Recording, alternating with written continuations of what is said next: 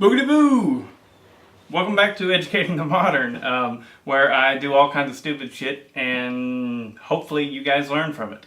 Today, we're going to be messing with the crankshafts and putting on crank bearings for my garden tractor, which I call the Warlock.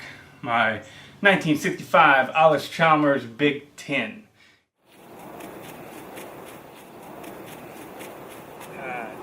There gotta be a better way than this.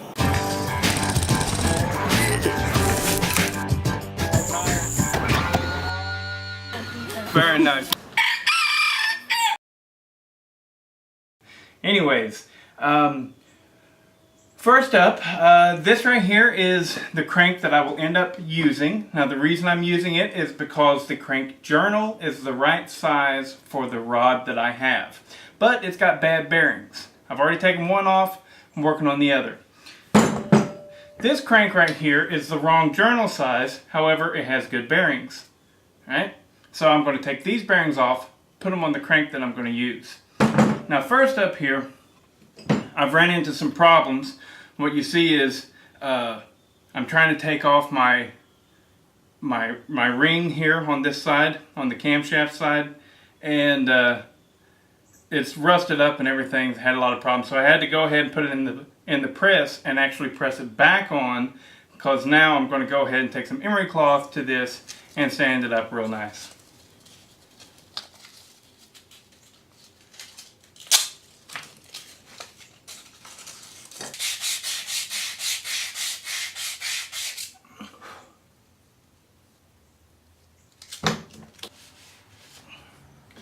Okay, now that I've got that sanded up nice, I'm going to hit it with some PB Blaster, maybe knock off any of the little dust that I still have on there, give it a little bit of lube, and now it should pull off pretty easy. What I'm using to get the bearings off is, this is called a bearing separator. You can't just use a regular puller because, as you'll see here, the bearings are way too close to these journals. And you can't get a puller in behind that. So you get a separator, which has this sort of knife-like edge on it. It's real thin. And that'll get behind there. Now, I did have to modify it. I got this whole kit, and the bolts weren't long enough, so I had to take some 3/8, I think it's 3/8 rod, threaded rod, and I'm using that to make the jaws of the separator wide enough. Alright, now that I've got it all set up, you can see that the bearing separator is going to be lifting the bearing as this, I don't know, the center threaded rod pushes on the crankshaft and pushes it down. Should come off pretty easy because I already moved it a little bit before.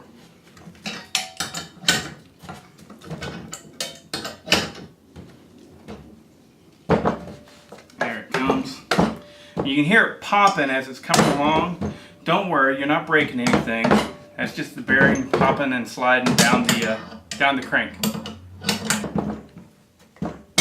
And there we go. Alright. Now, these are my two old bearings. I'm going to make sure and put them off to the side. And definitely I can feel that this one was the one that was in worse shape. I can literally get movement in there, which is very bad. Alright, so now there's something I wanted to show you guys. These bearings, they have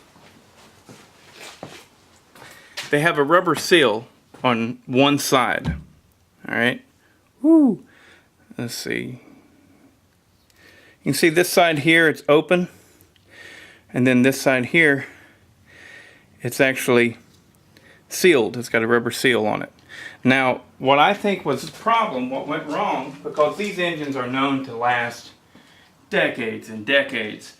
Well, these rubber seals were turned to the inside. All right. Now, as the crank spins, the rod has a little piece on it that splashes oil up. All right. This is how they get lubricated. There's no oil pump. It's just a splash method. right? So it splashes oil all over the piston and everything, and that's how it gets its oil. Well, if the rubber seal is on the inside like they had it, then none of the oil is getting inside to the bearing. So this one right here, if you'll notice, I'll get a close up here in a second. This one right here, the rubber seals are on the outside, which means that no oil is going to leak out of the engine, but the bearings that are inside here will actually get splash lubricated. You see this one? The rubber is on the outside, and on the inside, can you see there? Can't really see. The inside is open to be lubricated. The bearings are open and you can get oil splashing in there. So that's probably the reason why these bearings went bad. Alright, so now I'm going to do the same thing here. I'm going to pull these bearings off, and then we'll get to putting them back on in the press. Now, before I press the good bearings on, I'm going to make sure they're nicely packed with grease.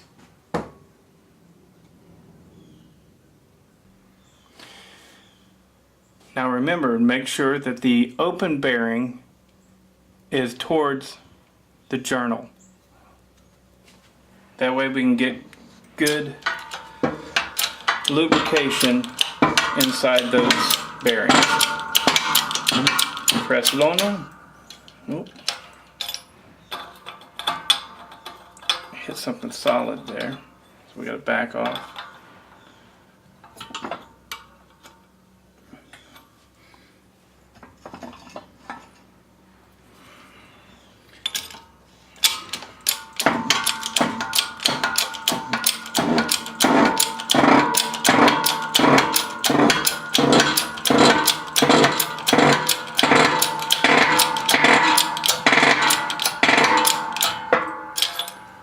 Is.